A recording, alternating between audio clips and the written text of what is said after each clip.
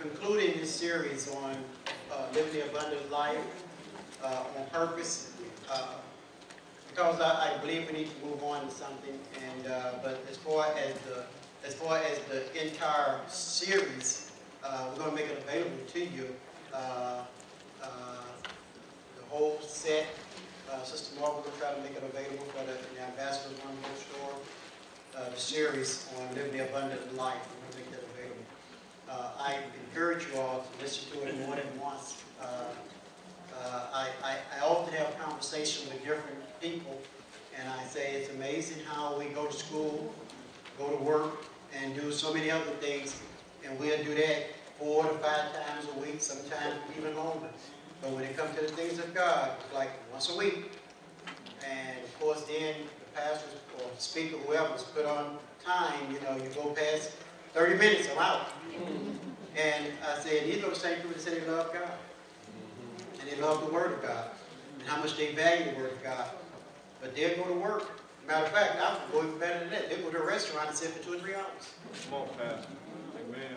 But when we come to church, then we got God on the time limit. But that's the one that we say that we love. And evidence is not what we say, it's what we do. Amen. Amen? Amen. Okay, this is just the start. See, we make choices, and that's what life is all about. Life is all about choices. Some of the slides I'm going to show you, we've already been over them. Then I get to a point that I want to get to. I want to challenge you, but not to challenge you for the wrong reason, but challenge you for the right reason. Abundant life, then, is living. Abundant living is the sum total of our choices.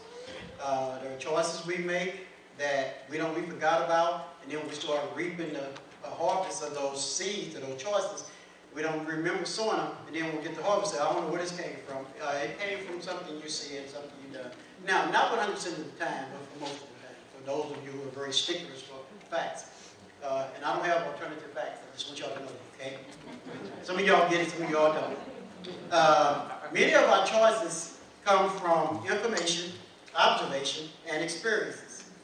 Now, if I go through this pretty fast, if you weren't here for the last couple of weeks, few weeks, you might think I'm running through this, but it's because this is part 4. So that means the other 3 parts you were not here. Choices then are the result of our will. Results of our will. I told you before that the willpower, which is what we sometimes ignore, comes from the soulish realm. Is everybody listening? Sure. Okay? So that you would know, the soulish realm is a part of our makeup, which is a 3-part being, and we refer to this as a tripartite being. Mankind is a tripartite being. We are spirits. Spirits created like the image of God. In the Greek, it's called the pneuma. It is the invisible or immaterial part of mankind. We have souls. The souls are the psyche in the Greek, and it constitutes the mind, will, and emotions of mankind. We'll come back to that one. And the spirit and soul lives inside of this physical body. The body is soma, the physical, material, and visible part of mankind. So as we talk about the soul, again, psyche, it is the seat of personality, of the personality of man, which perceives, reflects, feels, and desires.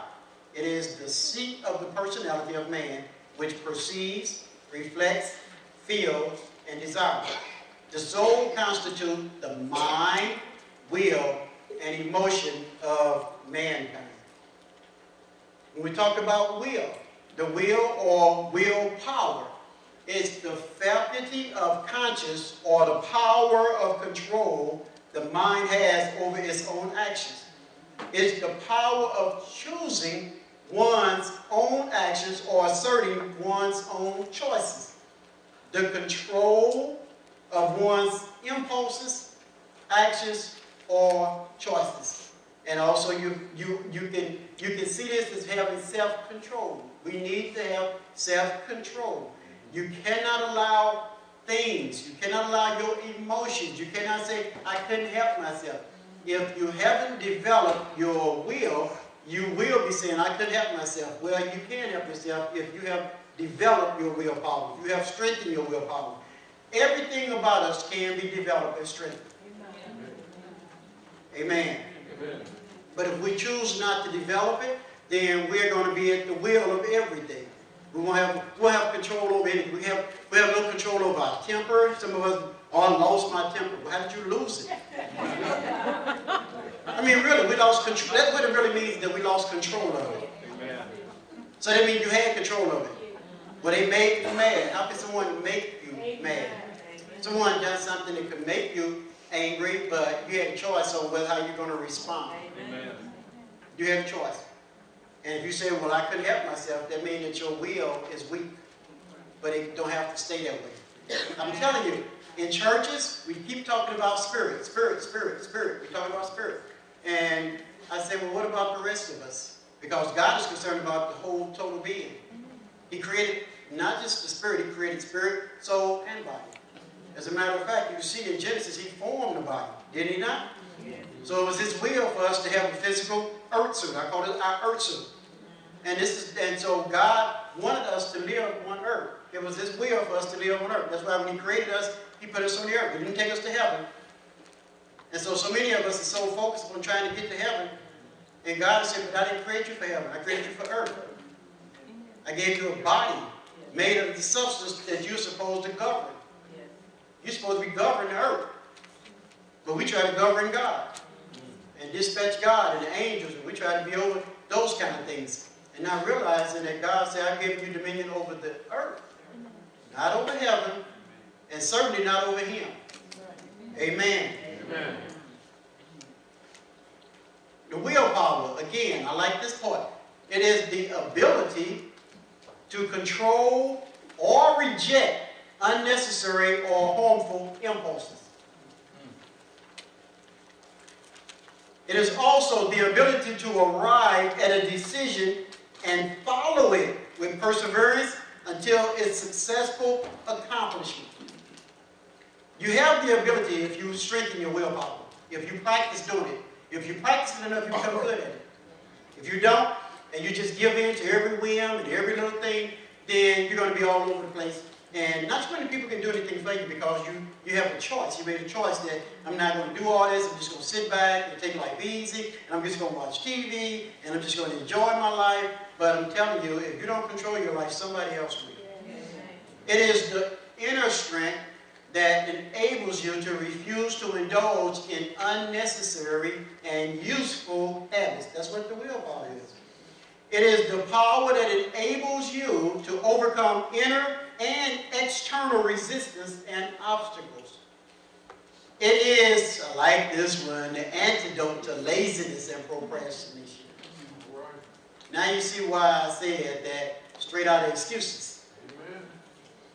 See, when people don't have willpower, they have excuses. Amen. The absence of a strong will gives birth to excuses. That's why so many people have excuses. So, I want to ask you a few questions. Y'all ready? Yeah. Okay, the first question is, I know this may sound kind of elementary, you know this, okay, but I'm going to ask you, why do parents send their children to school to become educated? Why do you think so? Why do you think parents send their children to school to become educated? Huh? To what? To learn.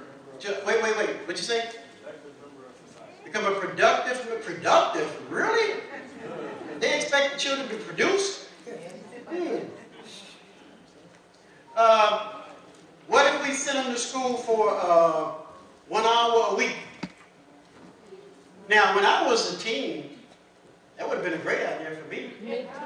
1 hour a week, and even an hour would have been a little too long, unless half of it was lunchtime and recess.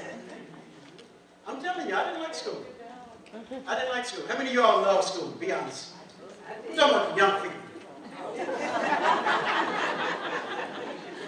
Young people, y'all like school? Y'all listen? I didn't like it. Now, don't get me wrong, I still learned, but that doesn't mean I like it. And so I went to school and I learned some things, and I'm glad I did learn because I wouldn't be able to stand up before you now if I didn't. However, I I didn't know what my call was. I didn't know what I was going to be doing. And a lot of information that I did get, I didn't think I was going to use it. I didn't think it was necessary, but it became necessary in life. And so I thank God for my education. But you said education is for us to become productive citizens, right? And somebody else said something else. I heard it, but I didn't see. Who? To be self-sufficient. To be self-sufficient. I like that. Somebody else? Who said, somebody said to learn? I heard that, right? Okay. Learn for what? Knowledge. Knowledge. Well, knowledge. What you going to do with the knowledge? You're just going to talk to each other. You're going to talk to me? Knowledge for what? What's the purpose of knowledge? To apply to everyday life. To apply. Oh, so there we go again. It's application, right? Yeah. To produce, right? Yeah. Right. So it's not just so we can sit up there and say, look, I know this, I know that, I know this, I know that. And being able to say your multiplications and all this other stuff and read and what difference does it make if you can read and not apply what you read? Amen. You send your children to school for a purpose. Yes. And if you pay for that college, you know, because public education, they say it's free. It's not really free. No. Because it's coming out of my taxes. Yes. Yes. I feel like I ain't got no kids in school. Why do you keep taking money out of my taxes from school? Amen. So I have to pay taxes. Amen? Amen. Amen. Unlike some people I know that's running the country, but I won't call names. Anyway, you send them to school for a reason, right? Amen. And you expect something to take place, Yes. Yes. right? Okay. Why do you think athletes train like boxers, basketball and football players, and, you know, why do you think they train? Why do you think they train? Conditioning. So that they can what? Perform better? And better. Conditioning. Huh? Conditioning. Get conditioned for what? They got to get conditioned to do what? Practice makes perfect. Practice make perfect. Get conditioned to do what though? Play the sport. To play, right? To compete, right? To perform at a high level, right? Yes. Especially if you're going to be in a professional field, right? Yes. I mean, y'all agree with this, right? Yes. Okay. Why do you think people go to the gyms and work out? Why everybody laughing? It's the same thing. Because there are some people that try to get in conditioning, right? Some people go to get more healthier, right? Some are going because they're training for some kind of event. Some are going because they just want to stay in shape. Some may go for superficial reasons, just to look good, right? Everybody doesn't go to the gym for the same reason. They don't go. They don't go for to try to build up muscle. Some go strictly for cardio. Some go for flexibility. Yeah. Some go for different reasons. Okay, but they all going for. Y'all agree with it? Amen. I'm just asking because. And do you think that a person can go to school for an hour a day and get results? No. For a week. I mean, an hour a week. What about an athlete? Can you imagine a basketball player playing at a high level, training for 1 hour a week? What can you do for 1 hour a week and be proficient in it? Help me now. I'm just wondering. Oh, I know what it is.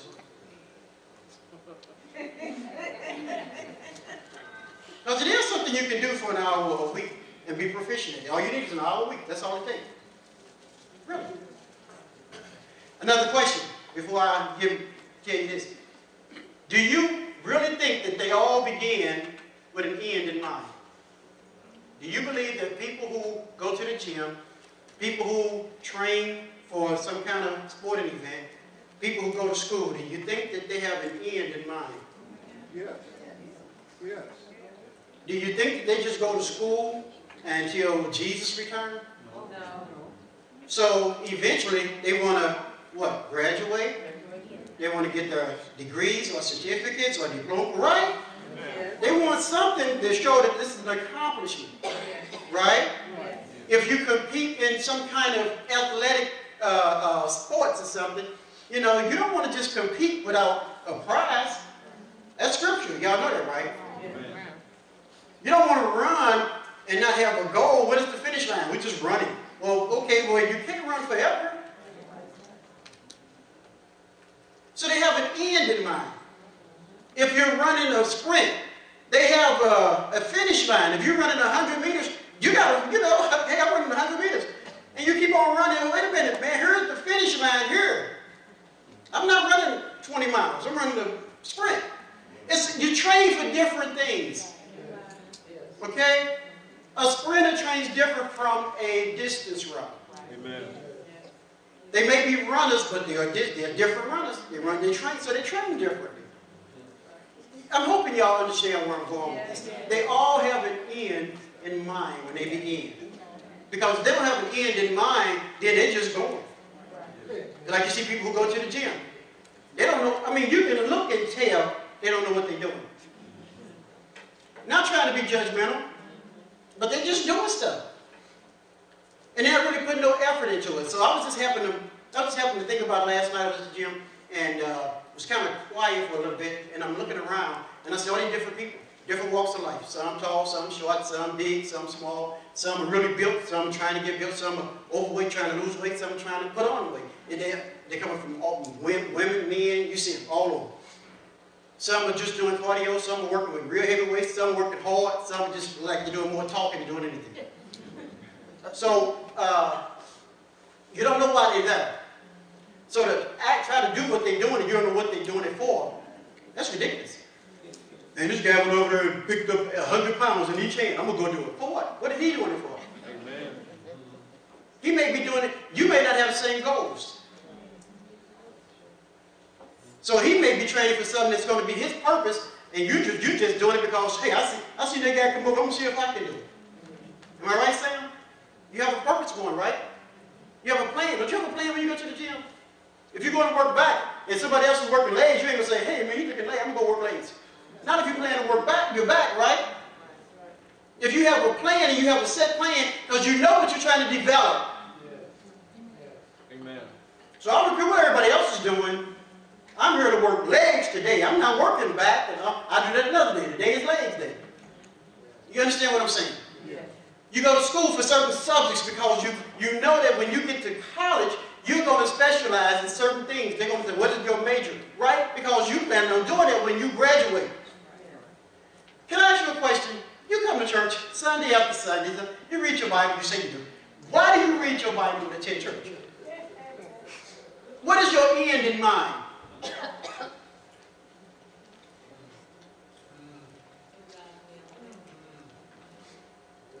Who dropped their pen? Let me tell you why I'm saying this. Some people say, well, I just want to get closer to God. How close is, when are you close enough to God?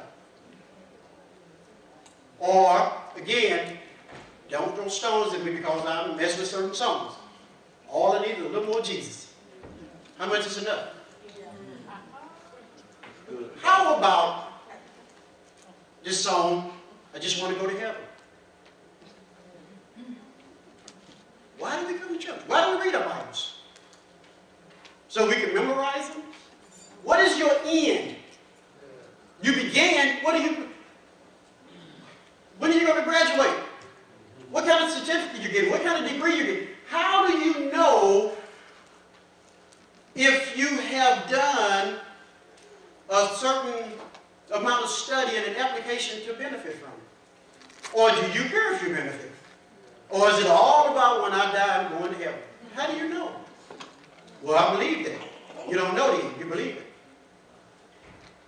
It's amazing to me how many people go to church. And when you ask them that, they get offended because they think you're I'm not challenging you. I know why I'm coming to church. I know why I'm reading the Bible. When I first gave my life to the Lord, I'm telling you, my wife will tell you. I was not going to church because she invited me. She invited me a lot of times before, even when my kids was reading the little Easter programs. You know, they had little Easter speeches. And she told me, why don't you come here to me? I said, I ain't going. Why? They can read it to me at home. They can say it at home. I couldn't go because she wanted me to go.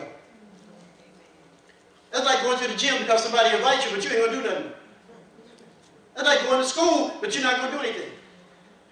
So I don't know why that in a church we can come and, again, I'm being very, very liberal when I say an hour, because y'all know I can't go no hour in here.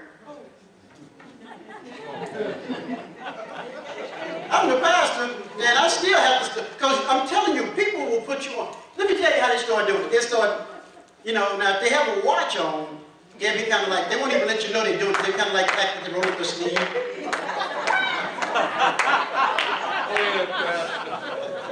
Have you ever noticed most churches don't put a clock at the front?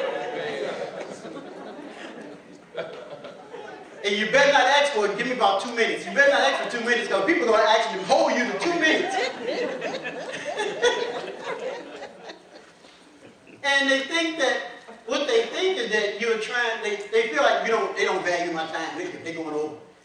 And I say, isn't it amazing how we can go to restaurants and we can stay in that restaurant, and if they say, well, we ran out of whatever, so we're going to get a fresh batch in, and okay, I'll wait on that. Not a problem. I'm saying that it's so easy to get caught up in things, and you don't even know why, because it's been your habit. I started off, when I gave my life to the Lord, can I tell you something? Even if it sounds redundant, you heard it before. I'm trying to tell you, heaven was not on my mind. It was not. I know y'all probably say, you mean you didn't want to go to heaven? That's not my issue. My issue is, I didn't have that wasn't my reason for going to church, to give my life to the Lord. I didn't like my lifestyle. I didn't like the results I was getting. I wanted to change. And I honestly believe that Jesus was the way, the truth, and the life. And I also believe that God's way was a better way than the way I was going. Amen. So that's what makes me more focused upon the Word, because the Word is what keeps me. The Word is what saved me. The Word is what keeps me. It is the Word that give me results. I say, man, look at the principles of God's Word. I love living by the Word of God because I get the results. Yes. It's so much wisdom in the Word of God. One of the books I fell in love with was Proverbs. Yes. And I just read that, and I say, and I talk to people often, and at that time, I was a baby Christian, but I could not understand how these people was in church for 15, 20 years and couldn't even find Exodus. And then some of them even admitted to me they don't really read their Bibles. And I noticed that a lot of ministers, even pastors, only read to preach sermons. They do not read to live. They read to preach.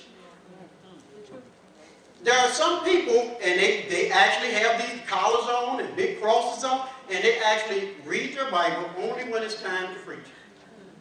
When it's time to live, they live like everybody else. And I'm saying that we can only produce what's in us. And I mentioned, I was saying this morning, I said before, Jesus never preached a sermon in his life. And I know you all, I heard y'all scholars, he preached a sermon on the mount. Who called it the sermon? Did he call it the sermon, or did the writers call it the sermon? Jesus preached life. That's all he did.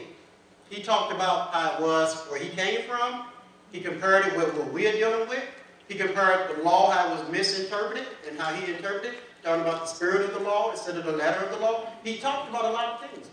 But he was teaching, and it wasn't about hooping and hollering. Amen. All you got to do is read it. Matter of fact, when you read it, you can't even imagine Jesus was hooping and hollering and running around. And I never read anywhere where his disciples were running around and people jumping and shouting. I'm not saying anything wrong with it, but I'm saying you can't find that in the Bible. You can't find it when Jesus. If Jesus was the greatest of all the ministers on the planet, how come he didn't have all of this happening in his ministry if it was necessary? Jesus says, man shall not live by bread alone, but by every word that proceeds out of the mouth of God. So everything, praise and worship is great. We're supposed to have praise and worship. We're supposed to praise and worship God. But we shouldn't love praise and worship more than we love the God who praise and worship is directed at. We should not love praise and worship more than God. Some of us love praise and worship but don't love God. Amen. And we don't realize that because when it comes to the things of God, we fall asleep. When it comes to praise and worship, hallelujah. When it comes to the word of God.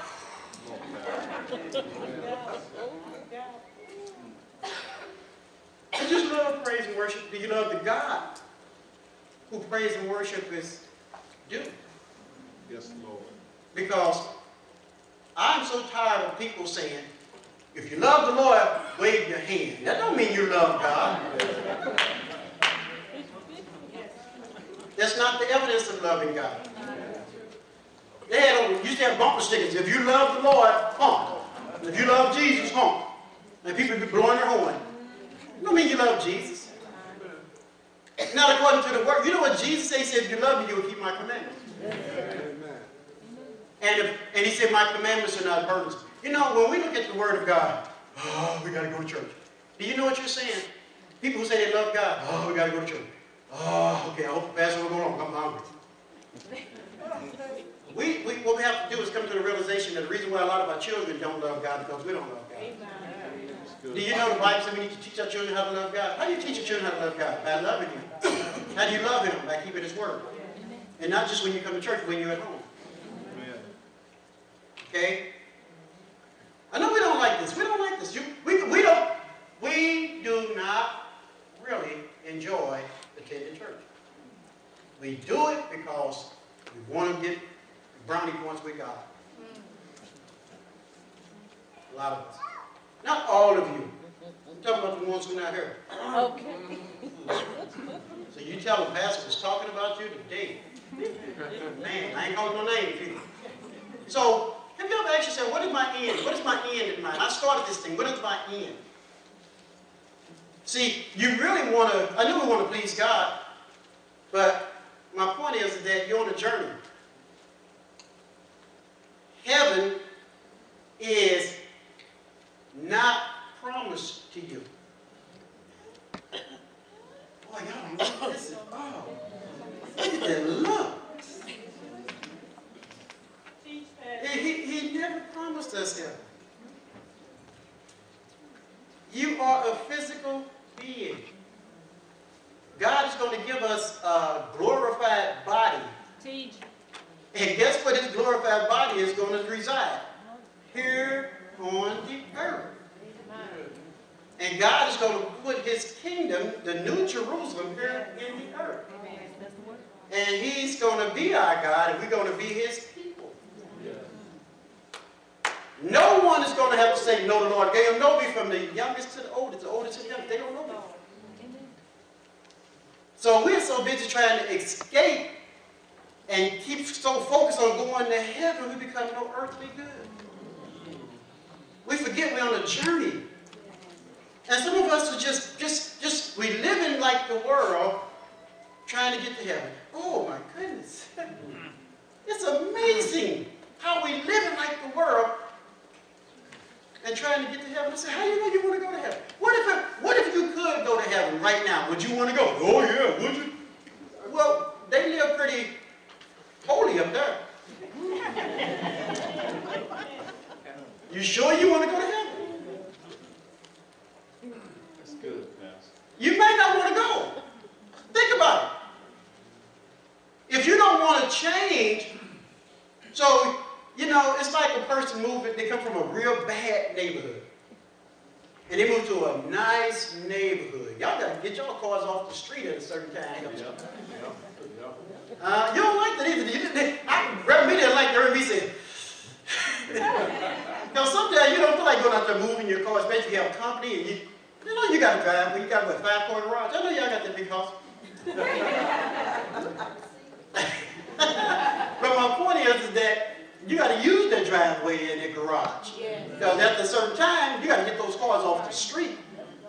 Amen. Can you imagine them coming from a neighborhood where you can park all on the front line and all that stuff and change your oil right there in the middle of the street and got your music blasting all over the place, and they say, okay, when you come to this community, now you're going to have to change. Well, what you talking about? This is the way I did when I lived with. Wait a minute, you moved from there.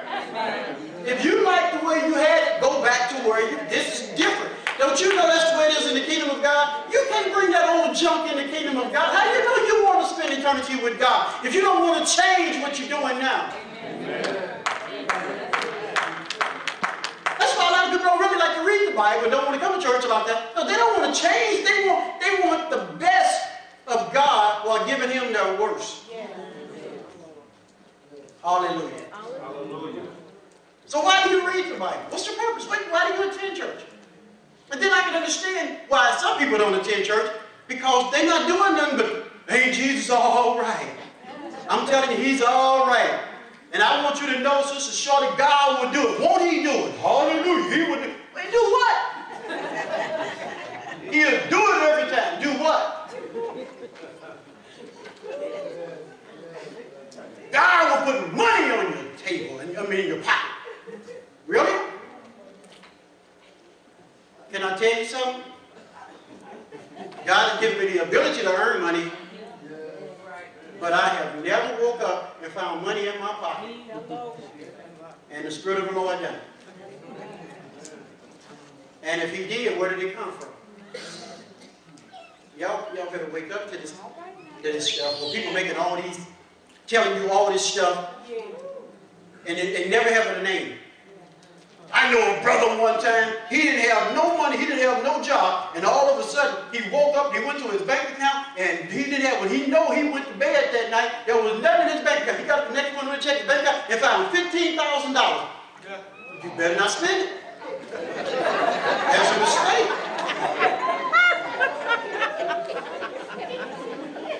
You better report it. Oh, Pastor, you don't believe in the supernatural power of God? Yeah, supernatural, not superstitious. You got to understand, that money came from somewhere. If God had put money, if God caused money to come from heaven and go to your bank account, it's a counterfeit. God doesn't have to counterfeit anything. Well, don't you believe in the transfer of wealth? Yeah. When the Bible says that a good man leaving inheritance to his children's children, and the wealth of the wicked is laid up for the righteous. It don't mean that you're righteous because you sit up in church. You're righteous because you're doing righteous and you're faithful with little, then God will give you more.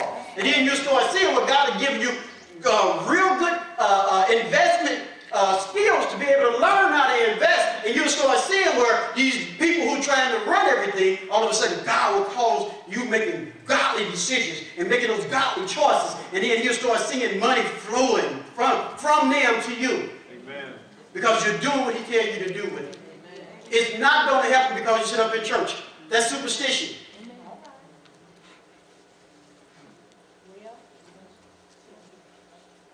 You have to do something. You have to make your choices. You come to church to learn. You read the Bible to learn how to apply the principles of God.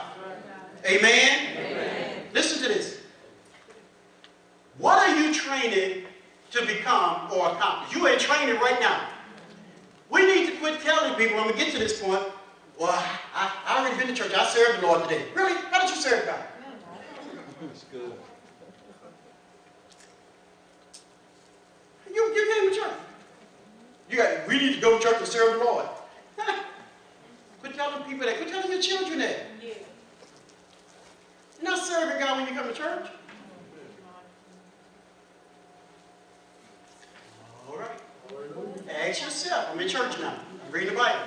I'm studying. What am I studying for? What is my end? Yeah, I want you to think. I want you to think. What am I trying to accomplish? I've been on this road, King's Highway, a long time. Yeah, trying to make heaven your home. That's the problem.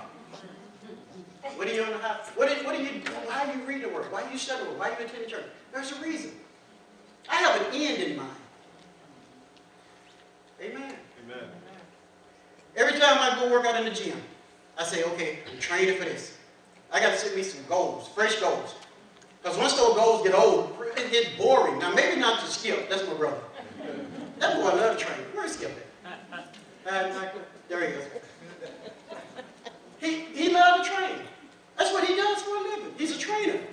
He's supposed to look the part. And he does. Amen. Amen. But my point is that I get bored after a while. So I have to train for something. So I start making up little things. I say, okay, I'm going on vacation. So I'm hanging with my nephew. So I know he don't want to try something, so I better be in shape because I don't want him having to tell me, come on, let's go. So it's like I'm setting little goals. When I'm running, I say, okay, I'm training for something because I get bored. Folks, all I'm trying to tell you is that when you come to church, what are you training for? Why do you think people get bored with the word? Why do you think people get bored coming to church? Why? And all of a sudden they put all of this undue stress on the speaker and on the praise and worship team and the musicians, and we got to get everybody pumped up. We got to get, because you really here. And so, just like last Sunday, I had to come out and I almost wore myself out trying to get you fired up. Because after a period of time, you know, you sit there, same seat, same stuff, and I'm saying, do you value the word? Do you understand that I'm giving you something that you're going to apply? And you know, when you take it out and you apply it, then you come back for more. Yeah. But if you wait until next week, look at all the other stuff. Every time I come before you, I find myself have to dig up all that stuff that you went through all week long. Because I could ask a lot of people the Monday, what did I preach about Sunday? Oh, let me see. Oh, I know you made a joke, Pastor. Oh. People remember my joke. They say I'm not funny, but they remember the joke. Look, they remember the joke, Sister Katie, and go and tell somebody else, but they say it's not funny. Come on, Pastor. But if I ask them what the message was about, they don't know what the message was about. So I bring tables in here. So people can come and sit and write, take notes. So at least you'll be able to, even if you read it back to them, you get it right. And then some people take pictures of the screen. I'm not like some of the pastors who say, you know, you can't copyright it. I'm like, what's his name? Leadership, John Maxwell. He say, yep, all of my stuff is copyrighted, but we have a right to copy it. This is not my word, it's God's word. Amen. Many believers are only living or existing to go to heaven. Because everything in you, all of that potential, sometimes it's just wasted. It's just going down the tube. And then you start trying to duplicate and do what this person doing. We make the church, for example, if, like I saw some of the young men taking up offerings today, we need to let them know that it's okay to work in the church and do things, but that's not really where you serve God.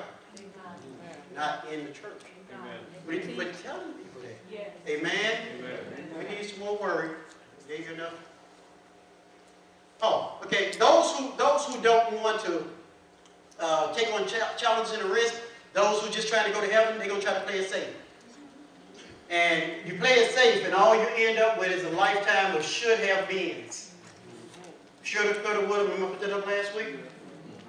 Man, if I had only known. Man, I should have. Man, if I had known then what I know now. Anybody ever said that before? Be real.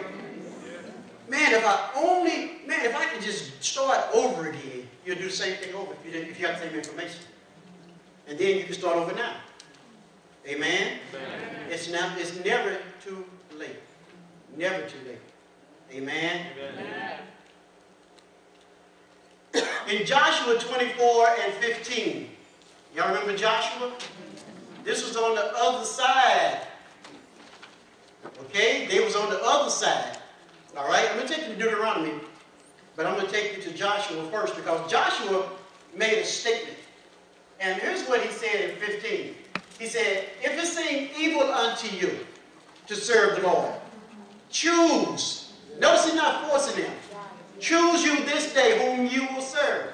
Whether the gods which your fathers served that were on the other side of the flood, or the gods of the Amorites in whose land you dwell. But as for me and my house, we will what? Serve the Lord. So, how many of y'all have told your children that? You know, we tell people that, we tell our spouses that, me and my house, what does serving the Lord look like to you? Do that look like where you are, all 4 of you all going to church, all 5 of you all 6 of you all, and y'all look like little stir snaps, and y'all all dressed nice, y'all riding in the car, and everybody looking good and wearing your Sunday best, and you just coming in, and you got all the Christian cliches and church cliches. Praise the Lord. Hallelujah. How you doing, bro? I'm blessed and highly favored. God bless you, my brother. Isn't God good all the time? And God is all the time. God is good. Is that your idea of serving the Lord? Is that serving the Lord when you come to church and, okay, now, you're going to sing in this choir. You're going to sing. You're going to sing with the youth. I don't care what nobody says. That's serving the Lord? See, serving the Lord, Joshua was not talking about his hidden church. Joshua was not talking about looking like somebody who dressed a certain way, got the big old whatever, crosses on and backward collars, and you know, I know that brother served the Lord. You don't know what that brother do. That could just be a costume. Amen. You don't know. Because women wear their dresses down to their ankles. That don't make them holy. We have this religious thing. And I say, man, people, I met some women that was so hateful. Because I was a sinner. I didn't know I was such a bad person until they told me. And act like my sin is going to jump off on them. So they didn't want to have nothing to do with me. I'm serious. I used to go to work, and they act like they didn't want to have nothing to do with me, Brother Howard. And all I was doing was working. I mean, I'm thinking,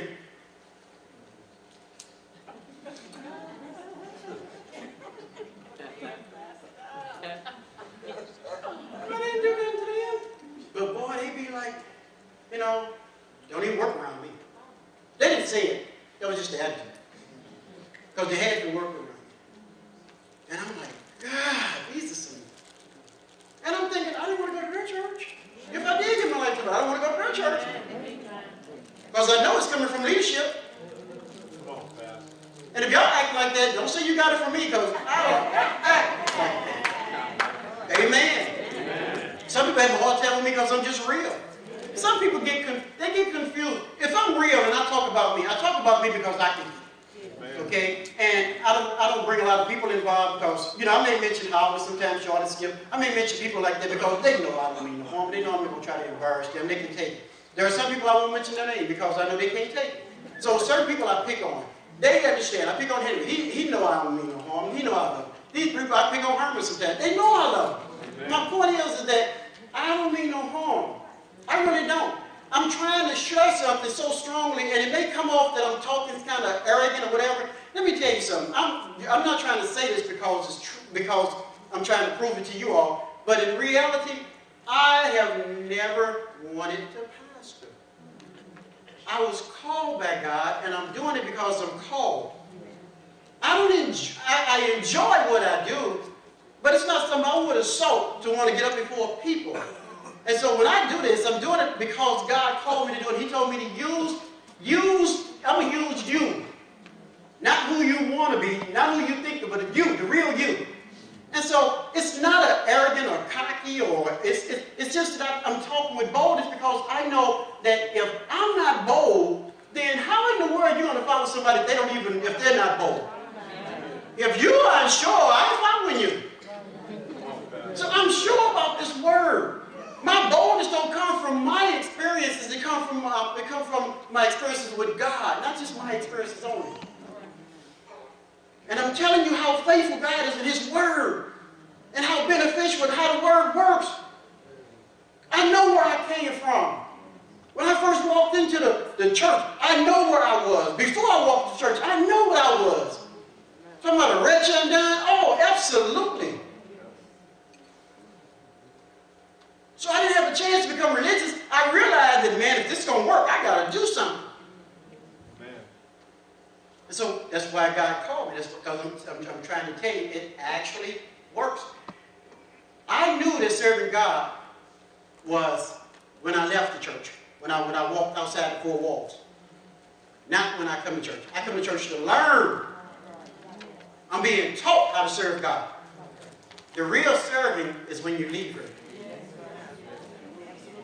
When you walk out of here, how do you treat each other? You can't walk out of here and not speaking to each other, and then you're going to go out there and witness to the world. Pastor, I've been called to evangelize the world. Really? Yeah, that's my call. I bet your neighbor don't even know you saved. If it's going to start, let it start where? In your house. How you living at home? How you living? How you living in your community? You on your job. How you living on your job? Amen. It's not how you, we don't preach on our job. We preach what we do, we live. We want to preach. We want to preach. You need to give your life to the Lord. You need to tell them, follow my example. As a matter of fact, you should even say it. It should be something they want because it should be some fruit. It should be something about us that make people want a part of it. People follow when they see something is good. They know something is good, they'll follow you. How many people are in church because of you today? And how many people are stopped going to church because of you? Kind of heavy in the house. See? Young people didn't know how to preach like that. They be in youth service. They didn't know. I'm telling you, it's everybody expects for the pastor to make the church grow. It's up to you all. Sheep get sheep. Amen. There should be people following you every Sunday. Not because of, well, you want to hear the word. No. Man, I love the way you live. There's something about your life. There's something about, man, you got to, man, where you learn all that? Oh, I belong to Christian ministry. Oh, I got to go there. I got to go. That's what people should be seeing. Amen. We're going to finish this up. Serving God is consistently making choices that line up with His principles and character. Consistently making choices that line up with His principles and His character. Y'all agree with that? Yes. So you don't come to church to serve God when you leave here. When your life and your choices are lining up with His principles and precepts, that's what serving God is. That's when you start seeing blessings come in your life. Amen? Amen. I got to hurry now. Matthew 6:33 tells you very simple. Y'all know this. But seek ye what? First. The what? And what? And His what? And His what? And all these things shall be added unto you. The Amplified Classic says this, but seek, aim, and strive after, first of all, His kingdom and His righteousness, His way of doing and being right. And then all these things taken together will be given you besides. So He's telling you, we are struggling trying to get the things, and He said, no, you got your eyes on the things. He said, keep your eyes on the kingdom and His right way of living, His right way of doing and being. He said, and you get the things. The things have never been a problem to God. God doesn't have a problem getting things to us. The problem is us. Amen. So life and death, as well as blessings and cursing, are the results of our choices. We need to quit saying, well, God wants me blessed. Let me tell you something. God wants you blessed. So don't say no more, if God wants you blessed. I'm going to tell you now, He wants you blessed. All right? And I dispute with anybody who would disagree with it. God wants you blessed. It is His will for you to be blessed. But it's also have to be your will. God is not going to just, okay, they don't want to be blessed, and they don't want another life. They want to just sit at home and watch TV and just wait on things to come. So I'm going to just do that. No, that's a way off of mentality. That's not a godly mentality. You can sit at home until Jesus returns, and you'll still be sitting there. Because you heard somebody say, God knows exactly where you live. He knows your DNA. God knows how to get things to you. I know people went down, they put in an application, and God called this person on the phone. This person didn't even apply for the job, and God called. Listen, that may happen, but that is an act of God. not the ways of God.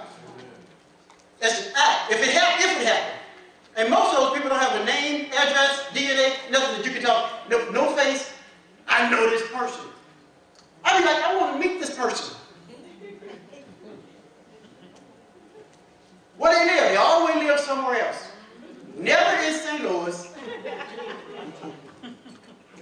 I'm not saying it can't happen, folks. What I'm trying to tell you is that I'm trying to tell you the principles that I know that work. All this other stuff, I don't know if it works. But I know the Word of God works if you work the Word. And I know a lot of it's a result of choices. So we don't have no excuses. We need to quit saying that. That's why we're trying to get away with get straight out of excuses. Stand there, straight out of excuses, man. Amen. We're trying to get rid of those excuses. You make a decision. You're in the crossroad. You make a decision. Amen. You can go one way or the other. Not up to God, it's up to you. Amen. Do you believe that some people knowingly choose curses? And that, do you really believe that? Do you believe that some people, I don't believe people, seriously, I do not believe, moreover, I do not believe godly people purposely choose cursing and death. I don't believe it. I don't believe they knowingly do it. I don't believe a person sitting here want their lives cursed or their children cursed. I just don't believe it. But there are a lot of people in churches where their lives are cursed, and it's not because it's the will of God.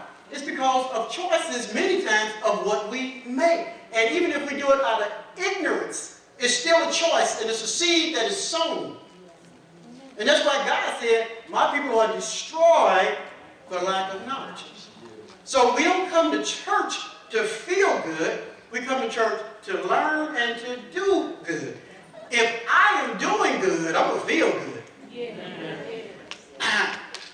I don't need the praise team to make me want to praise God.